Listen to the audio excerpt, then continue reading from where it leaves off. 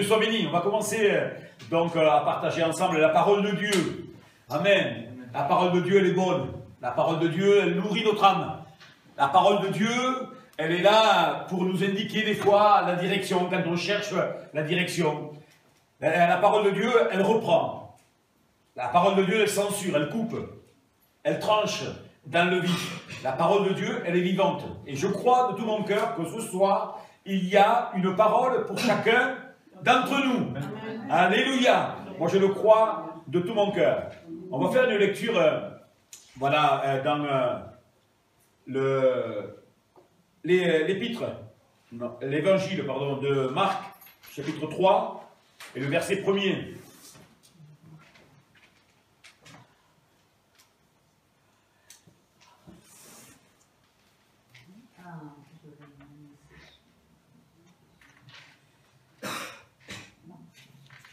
Marc, chapitre 3, le verset 1er. Il faut savoir, juste avant qu'on commence la lecture, que, en fait, vous savez que Jésus il a opéré plusieurs miracles. Hein. Dès qu'on lit les évangiles, on voit beaucoup de miracles qui ont été opérés par le Seigneur Jésus. Mais il faut savoir que tous les miracles qui ont été faits ont une signification. Ce n'est pas au hasard. Hein. Le Seigneur, non seulement il a voulu faire du bien à certaines personnes qui ont bénéficié de ces miracles, mais il a voulu aussi enseigner la foule et par répercussion, plusieurs siècles après, chacun d'entre nous ici ce soir, chaque miracle de Jésus a une signification. Par exemple, quand Jésus il a guéri plusieurs aveugles, c'est pour faire voir que le peuple était complètement aveuglé et qu'on avait besoin de retrouver la vue. Quand voilà, il a guéri un lépreux, en fait c'est pour nous faire comprendre que nous étions lépreux, que la lèpre s'était attachée à nous. La lèpre, c'est le symbole du péché qui s'attache à chaque cœur et à chaque être humain. Et donc Jésus, lui qui touche le lépreux devient pur. C'est une belle image, le Seigneur, il a voulu nous enseigner. Donc c'est avec ces lunettes qu'on veut lire le passage qu'on va donc lire ensemble, Marc 3, verset 1er. Et vous allez voir qu'il y a un enseignement pour chacun et chacune d'entre nous ce soir. Jésus entra de nouveau dans la synagogue. Il s'y trouvait un homme qui avait la main sèche. Ils observaient Jésus pour voir s'il le guérirait le jour du sabbat. C'était afin de pouvoir l'accuser. Et Jésus dit à l'homme qui avait la main sèche, « Lève-toi là au milieu. » Puis il leur dit, « Est-il permis le jour du sabbat de faire du bien ou de faire du mal? De sauver une personne ou de la tuer ?» Mais ils gardèrent le silence. Alors, promenant ses regards sur eux avec indignation, et en même temps affligé de l'endurcissement de leur cœur, il dit à l'homme, « Étends ta main. » Il l'étendit, et sa main fut guérie. Les pharisiens sortirent, et aussitôt ils se consultèrent avec les Hérodiens sur le moyen de le faire périr. Alors on dit évidemment Amen pour la parole, mais quand même c'est dramatique, hein, comment ça se termine. Alors on a vu qu'au verset 1er, il nous est dit Jésus entra de nouveau dans la synagogue. Il s'y trouvait un homme qui avait la main sèche. Ici, on voit que, comme à l'accoutumée, comme à l'habitude, Jésus entre dans la synagogue pour faire la lecture. Alors, à l'époque, c'était toléré. Alors, je ne sais pas si vous savez ce que c'est qu'une synagogue. Une synagogue, c'est une assemblée juive, voilà, qui sont là, rassemblés pour prier, pour écouter la lecture et l'explication des Écritures. Un peu comme nous ce soir. C'est un peu pareil, c'est une assemblée. Alors Jésus il va rentrer dans cette synagogue. Rappelez-vous qu'au début de son ministère, déjà, il va rentrer dans la synagogue pour annoncer finalement pourquoi il avait quitté son ciel de gloire, pourquoi il était venu sur cette terre et pourquoi en fait il était là. Quelle était sa mission? Et il va dire, voilà, moi je suis venu pour les cœurs brisés, je suis venu pour les affligés, je suis venu pour délivrer les captifs et pour leur donner une année de grâce. Et c'est ce que le Seigneur il veut faire pour chacun d'entre nous. Alors quand on rentrait dans une synagogue, on avait droit, hein, on demandait à certaines personnes de pouvoir lire, et des fois même de commenter certains passages des Écritures. Et là, donc, pendant que Jésus rentre dans la synagogue, en fait, il s'est trouvé un homme qui avait la main sèche. Donc, entre parenthèses, un homme qui était là et qui avait un problème. Et les problèmes, on en a tous. Et cet homme-là, il avait donc un problème, et puis il se trouvait donc dans la synagogue. Alors, la main sèche, c'est une main atrophiée, hein, une main paralysée. Et il faut savoir, nous, quand on lit ce passage, ça ne nous alerte pas au premier abord. En fait, cet homme, il avait la main sèche, donc la main paralysée, mais en fait, il n'avait pas le droit de se trouver dans la synagogue. Il n'avait pas le droit. Parce que tous ceux qui avaient un défaut corporel ne pouvaient pas rentrer dans la synagogue. Vous voyez que quand même, c'était assez sélectif. Alors cet homme, je pense que il cachait un peu avec des vêtements un peu longs pour pouvoir pénétrer dans la synagogue. Et sûrement, je pense, hein, la Bible ne nous le dit pas, le passage qu'on a lu ne nous le dit pas, qu'il avait déjà entendu parler de Jésus, les miracles qu'il opérait. Puis peut-être il s'est dit, si Jésus pouvait rentrer là dans la synagogue, je vais y rentrer et je vais voir ce qu'il peut faire. Et en fait, donc cet homme était là, avec sa main paralysée. Et il faut savoir que ce passage-là, il est dans 3 autres évangiles. Dans Matthieu 12, et l'autre, c'est Luc, mais là, j'ai plus la référence. Luc 6. Donc, Luc, lui, il précise que c'était sa main droite. Et quand il y a la précision comme ça, la main droite, c'est laquelle, sûrement, il était droitier, hein, on peut penser, parce que la majorité des personnes sont droitières, et donc ça l'empêchait de faire tout ce qu'il pouvait, enfin, tout ce qu'il devait faire. Et donc sa main droite, elle était sèche, affectant ainsi sa capacité à travailler, sa capacité de faire des choses normales, et des fois, nous, on peut se dire, quand tout va bien, ça va, hein. Quand tout va bien, on ne pense pas à certaines choses. Mais par exemple, moi, ça m'arrivait régulièrement, hein, quand je faisais du sport, quand je faisais du rugby, des entorses aux doigts.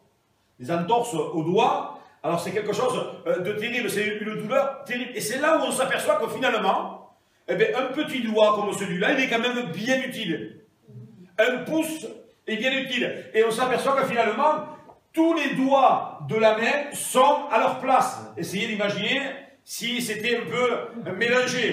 On aurait un peu des difficultés, hein, pour faire ce qu'on a à faire de tous les jours. Et cet homme-là, donc, ça a affecté sa vie, ça a affecté évidemment peut-être sa famille. Le passage ne nous dit pas s'il était marié ou quoi que ce soit, mais en tout cas, voilà, et il avait un défaut, cette main sèche qui affectait sa vie.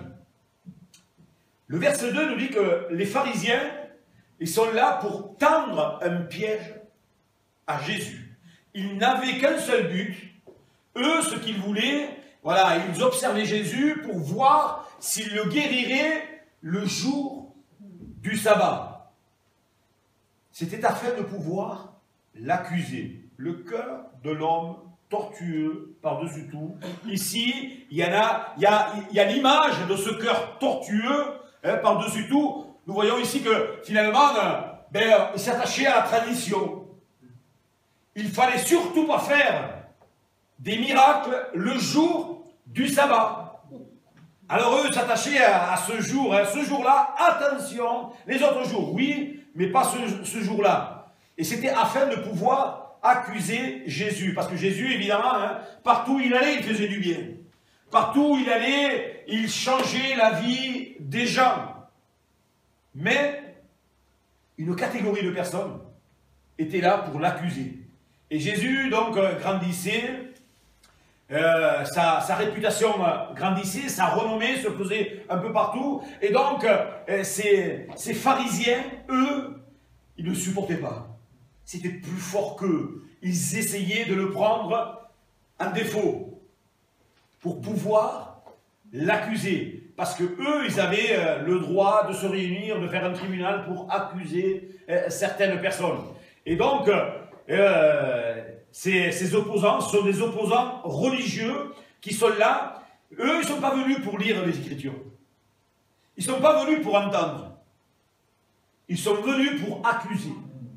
Ce qui nous montre qu'on peut être ensemble dans un lieu, dans une assemblée, qui normalement doit bien porter son nom, assemblée, ensemble, mais ne pas être là. Ne pas être en communion, ne pas être en union.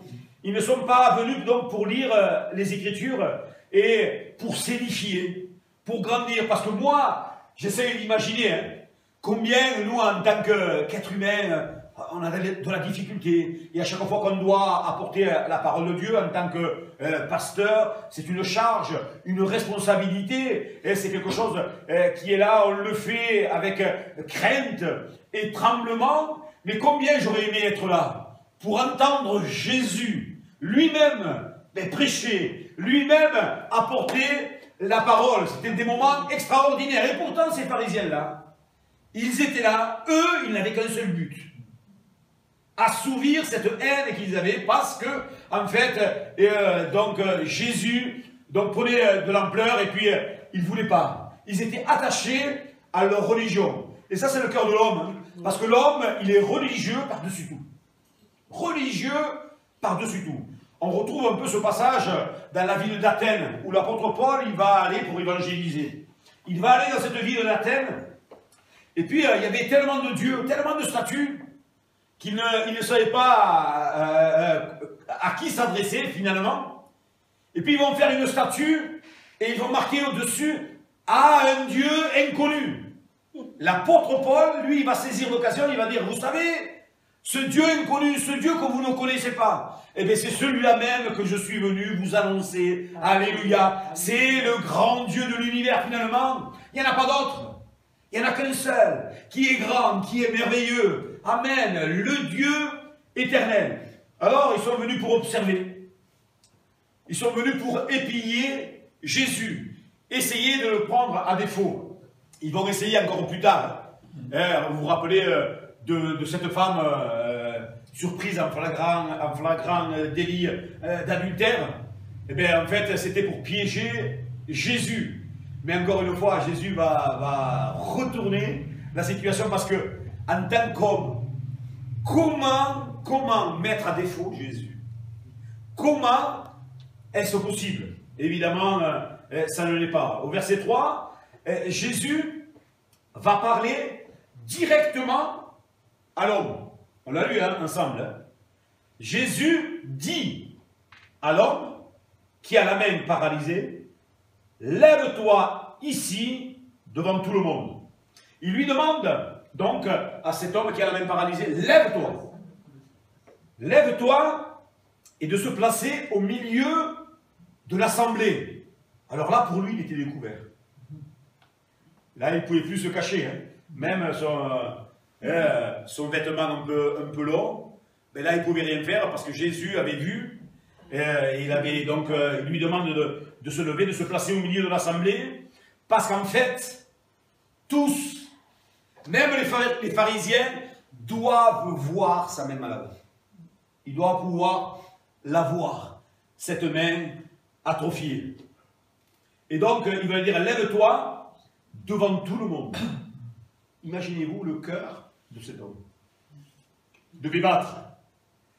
Il devait se poser la question, qu'est-ce qui va m'arriver? Je vais me lever, qu'est-ce qui va m'arriver? Ça me fait penser quand, par exemple, il y a une prédication où on a demandé au Seigneur, on est en recherche, on a besoin d'une direction, ça s'adresse à nous, au travers de la prédication, ça s'adresse à nous, et puis on n'ose pas. On n'ose pas se lever. On n'ose pas se mettre debout, se démasquer comme un peu comme cet homme et dire finalement moi j'ai besoin du Seigneur. Et il faut savoir que quand c'est comme ça, bon, le Seigneur évidemment il est au-dessus de tout. Je ne sais pas.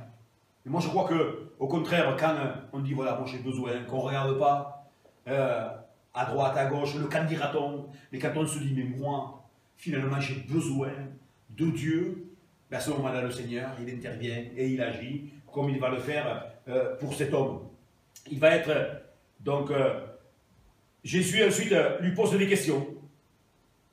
Il lui dit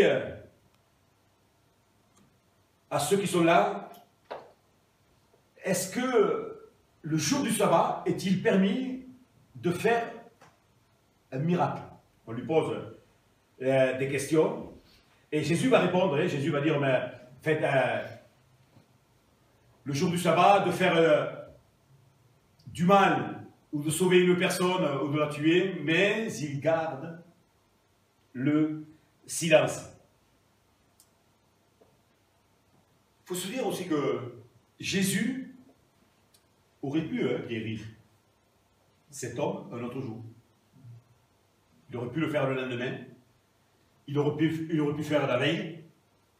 Jésus savait, il aurait pu. Mais en fait, c'était pour leur démontrer et leur donner une leçon à ces pharisiens. Donc, il n'y avait pas urgence. Mais Jésus veut démasquer la fausse piété qu'il y a dans le cœur des pharisiens. Parce que vous et moi, si on avait rencontré ces pharisiens, on aurait dit, quels hommes de Dieu! Des hommes qui sont là, qui pratiquent la loi, et qui se donnent tout entier, parce qu'il faut savoir que, en fait, les écoles rabbiniques de l'époque, il fallait connaître la Torah par cœur. Il fallait emmagasiner de la mémoire pour connaître toutes ces choses. Et pourtant, on s'aperçoit que finalement, ils connaissaient si peu Dieu. Parce que s'ils avaient vraiment étudié, même la Torah, même dans l'Ancien Testament, ils se seraient aperçus que en fait toute la Bible, toute la parole de Dieu parle de Jésus. Parle de quelqu'un qui va venir et qui aura la pleine autorité, qui sera le Fils de Dieu. Et là, finalement, on s'aperçoit qu'ils sont dans la méconnaissance. Ils ne connaissent pas quelle est la volonté de Dieu et du Seigneur. Ils ne connaissent pas le chemin du salut. Pour eux, c'était il faut faire ceci, il ne faut pas faire cela. Ils étaient cantonnés à ça. Et je ne sais pas, mais quand on parle avec des gens qui apparemment connaissent Dieu, on va vous dire, mais pour toucher le cœur de Dieu, il faut brûler une bougie. Il faut faire ceci, il faut faire cela. Il faut faire certaines choses pour aller vers le Seigneur. Et on ne sait jamais, le Seigneur peut s'incliner et venir nous secourir. On ne le trouve jamais dans la Bible.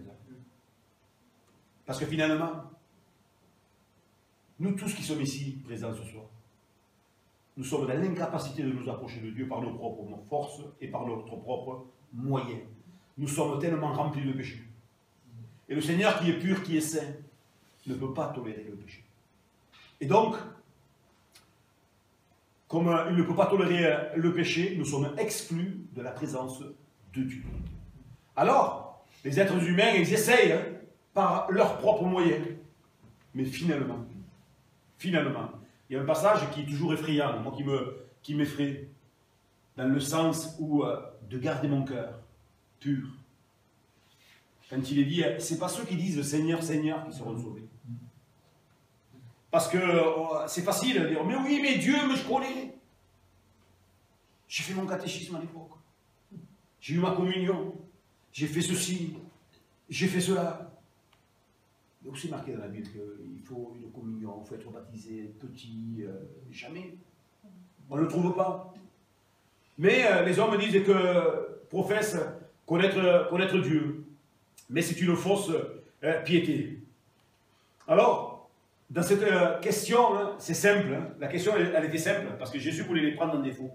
Eux qui voulaient tendre un piège à Jésus, finalement, le piège va se refermer sur eux, et ils vont être piégés au point qu'ils ne vont plus pouvoir répondre à Jésus. Jésus va répondre par une autre question, et puis il va leur dire, mais est-il permis, le jour du sabbat, de faire du bien ou de faire du mal? Et là, eux qui étaient intelligents, humainement, mais ils se sont sentis piégés. Ils se sont dit, mais finalement, on ne peut pas répondre oui ou non, parce qu'en fait, voilà, ils étaient dans une situation bien inconfortable, et donc ce qu'ils vont faire, c'est qu'ils vont garder le silence. C'est comme si Jésus leur avait cloué le bec. Sans violence, sans élever la voix, simplement en leur posant quelques questions. Souvent, hein, c'est fait, quand les pharisiens essaient de le prendre donc à défaut, il va leur répondre par une question. Ça doit nous enseigner à nous aussi quand on parle avec certaines personnes qui se disent connaître Dieu et prennent un moyen autre que celui que Dieu a prévu. Répondez-leur par des questions. Dites-leur s'ils ont la paix, s'ils dorment bien. Dites-leur s'ils ont l'assurance du salut. Parce qu'en fait, quand on donne notre cœur au Seigneur, qu'on appartient au Seigneur, l'Esprit de Dieu vient habiter en nous, et l'Esprit, il nous donne cette assurance. Nous avons l'assurance que nous sommes sauvés. Alléluia. Alors, posez des questions à des personnes. Et mais, si tu connais Dieu, alors, est-ce que tu as la paix? Est-ce que tu as cet amour? Mais pas cette paix qui est passagère, parce qu'on peut avoir des moments de paix. Hein. Moi, je ne sais pas, moi ça m'est arrivé, avant de connaître le Seigneur, ça m'est déjà arrivé d'avoir une belle journée. Se lever le matin et jusqu'au soir, tout s'est bien déroulé. Être en paix, mais hein, ça ne dure pas. Parce que le problème est à l'intérieur. Le problème est au fond des cœurs. Le problème est au fond des vies. Mais le seul qui nous donne la paix, la joie, la grâce, l'amour, c'est notre Seigneur. Alléluia. Et c'est quelque chose qui dure. Malgré les épreuves, malgré ce que nous pouvons traverser, c'est des choses qui durent. Est-ce que vous savez qu'on peut être dans la tristesse et dans la joie en même temps? Eh oui, hein. On peut être attristé par une situation, hein, je ne sais pas, un membre de nos familles qui est touché par la maladie, alors ou nous-mêmes, on avoir une certaine tristesse, mais il y a la joie au fond de notre cœur, la joie qu'on appartient au Seigneur. Et ça n'a pas de prix. Hein. Ça, c'est quelque chose de tellement merveilleux. Alléluia. Donc, face à ces questions toutes simples, il garde le silence. Au verset 5, il va se passer quelque chose d'étonnant de la part de Jésus. On a toujours l'habitude de voir Jésus rempli d'amour, rempli de compassion. Un Jésus aimant qui le démontre cet amour. Là, il va être rempli de tristesse, de colère et d'indignation. Verset 5. Alors, promenant ses regards sur eux avec indignation, et en même temps affligé de l'endurcissement de leur cœur, il dit à l'homme, étends ta main. Il l'étendit, et sa main fut guérie. Le regard de Jésus, ce regard qui plus tard, Pierre, l'apôtre Pierre, va le croiser, alors que lui, il avait renié. Il va croiser le regard d'amour de Jésus, ça va tout chambouler dans sa vie. Et en fait, c'est pareil pour nous. Hein. Quand le Seigneur, il pose ses regards sur nos vies, un regard d'amour, alléluia. Alors, ça nous encourage, ça nous fait du bien, hein, un regard d'approbation. C'est avec ce même regard que Jésus va regarder un peu plus haut le péager Lévi, qui va devenir Matthieu, le disciple. Cet homme qui était péager, il faut savoir qu'à l'époque, les péagers, c'était des douaniers hein, qui payaient une taxe, et donc ils étaient haïs par tous ceux du peuple, parce qu'ils étaient à la solde de l'armée romaine. Et donc, les hommes donc, leur en voulaient. C'était des hommes rejetés. Jésus va regarder cet homme, Lévi, qui est Matthieu. Il va lui dire, lève-toi et suis-moi. Il n'a pas dit beaucoup de choses. Des fois, nous aurions tendance, Seigneur, confirme-moi. Seigneur, encore une parole. Seigneur, il va dire, lève-toi, suis-moi. Il se leva et suivit le Seigneur, tout simplement. Alléluia. Donc, le regard de Jésus. Nous sommes habitués, donc, au regard d'amour de Jésus. Mais pas au regard de colère. Ça nous étonne, ça. Ça peut nous étonner. Puis il y a la tristesse de Jésus. Jésus est triste quand il voit tous ces pharisiens avec leur cœur tortueux. Et quand on pense à la tristesse de Jésus, ça me fait penser au verset le plus court de la Bible. Vous le connaissez? Le verset le plus court de la Bible se trouve dans Jean 11, verset 35. Jésus pleura. Deux mots. Souvent, ce verset a été mal compris. Parce que souvent, on a pu dire, mais voilà, Jésus pleurait parce qu'il était aussi pleinement Dieu, il était pleinement homme, et comme c'était son ami, et que son ami venait de décéder, donc Lazare, donc il était triste. Si vous regardez au tout début de l'histoire, Jésus savait déjà, alors qu'on vient de le chercher, il savait déjà qu'il allait le ressusciter, donc il ne va pas pleurer. Il va plutôt pleurer sur les cœurs durs. Parce qu'il, vous le lirez, Jean 11, et vous lirez que finalement, à la fin, Jésus va ordonner à Lazare, Lazare sort, alors que ça fait 4 jours qu'il est dans le tombeau, Lazare sort, il va sortir, il commençait déjà à sentir, il sort, donc c'est à la vue de tous, tout le monde le voit.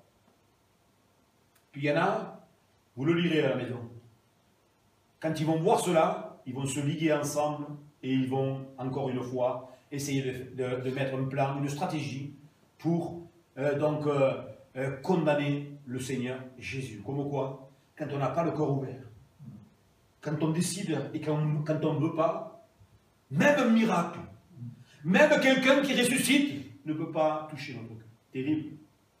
Terrible, le cœur de l'homme. Alors Jésus, il est dans une tristesse, il est aussi dans l'affliction, face à la dureté des cœurs de ces religieux qui sont là. Il est affligé. Il va parler encore une fois à cet homme. Et il va lui dire, étends ta main. Étends ta main. Cette main qui était desséchée, cette main inerte, cette main qui était perdue, cette main qui était morte. Et voilà que, soudain, cette main va reprendre vie, devant tous. Alléluia. Et remarquez avec moi que Jésus a plusieurs méthodes pour guérir. La Bible nous dit, ils imposeront les mains aux malades, les malades seront guéris. Et bien ici, regardez, Jésus, il lui dit à cet homme, lève-toi. Il se lève au milieu de l'assemblée et de loin, à la parole de Jésus, cet homme a été guéri. Jésus peut nous guérir s'il voit la foi dans nos cœurs sur votre chaise. Alléluia.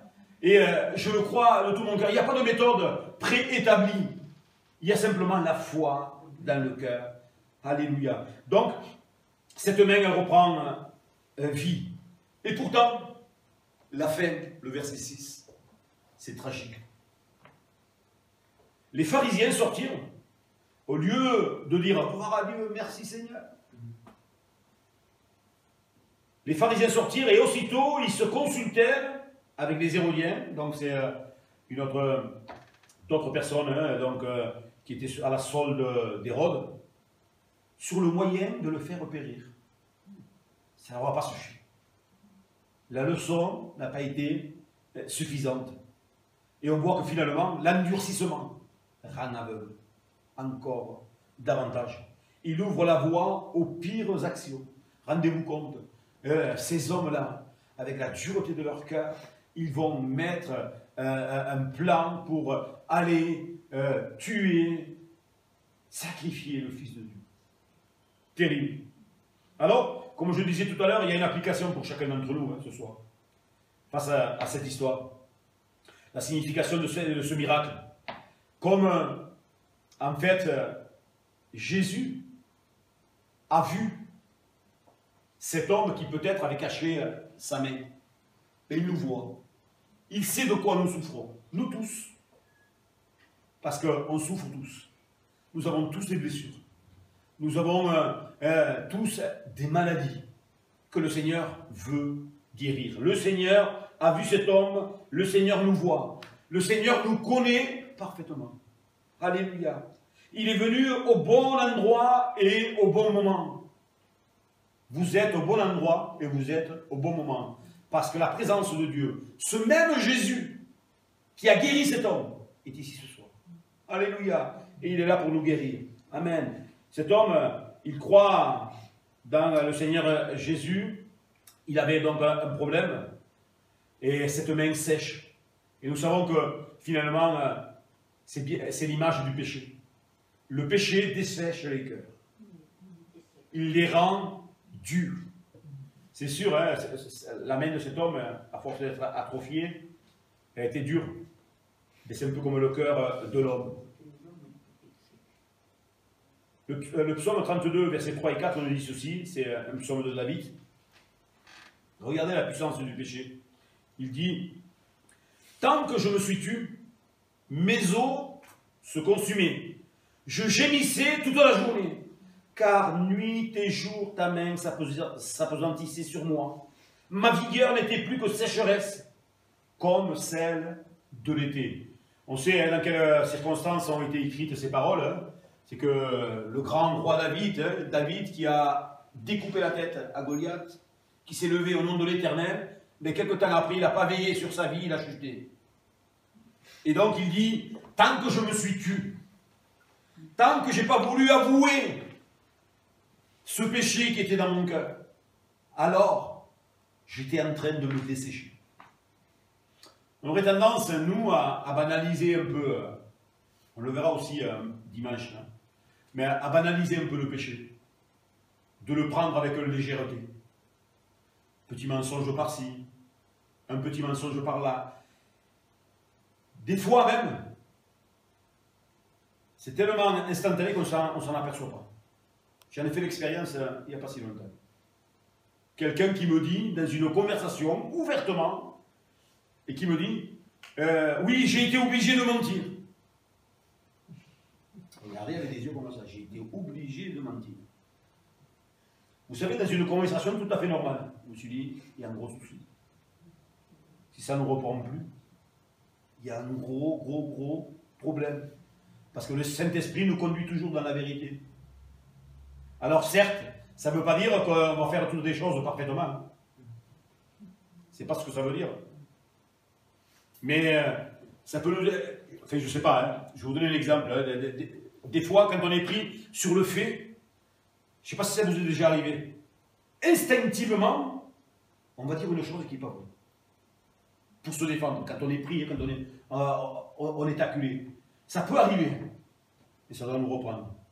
On doit demander pardon, dire non, c'est pas ça, on doit rectifier. Dire non, je me suis trompé. On a tendance, tout ça pour dire qu'on a tendance à banaliser le péché qui est là, dans les cœurs. Et pourtant, on l'a vu, ce péché, il dessèche les cœurs. Alléluia. Alors, le péché, c'est ce qui dessèche l'âme de chaque être humain. C'est ce qui tue la vie des foyers. C'est le péché. Ce qui tue l'amour des conjoints, c'est le péché. L'amour entre frères d'une même famille, c'est le péché. Regardez, hein, dès qu'il va y avoir la chute de l'homme, ils vont être chassés du jardin, puis ils vont faire leur vie, ils vont avoir des enfants, ils vont en avoir deux. Un des deux va devenir meurtrier. Assez rapidement. Péché qui prend de l'ampleur. Ne banalisons pas, frères et sœurs, chers amis, chacun d'entre nous, le péché. Mais demandons au Seigneur sa grâce. Comme Jésus a agi le jour du sabbat, le jour du sabbat, c'est un moment particulier. Jésus est capable d'intervenir ici ce soir, parce que c'est un moment particulier. C'est un moment de grâce, un moment où le Seigneur, il veut agir. Jésus lui démontre qu'il n'y a pas de jour, qu'il n'y a pas d'endroit, qu'il n'y a pas d'âge, qu'il n'y a pas de maladie assez puissante pour l'empêcher d'intervenir. Si seulement on peut ouvrir notre cœur. En contraste, Jésus est le maître du sabbat. Il donne le vrai repos. S'ils l'avaient compris, ces pharisiens, ils étaient tellement attachés au sabbat. Et finalement, ils n'avaient pas compris que c'était lui qui était le maître du sabbat. C'était Jésus. C'est celui qui donnait le vrai repos. On a tous besoin de ce repos. Il est toujours plein de compassion pour ceux qui souffrent.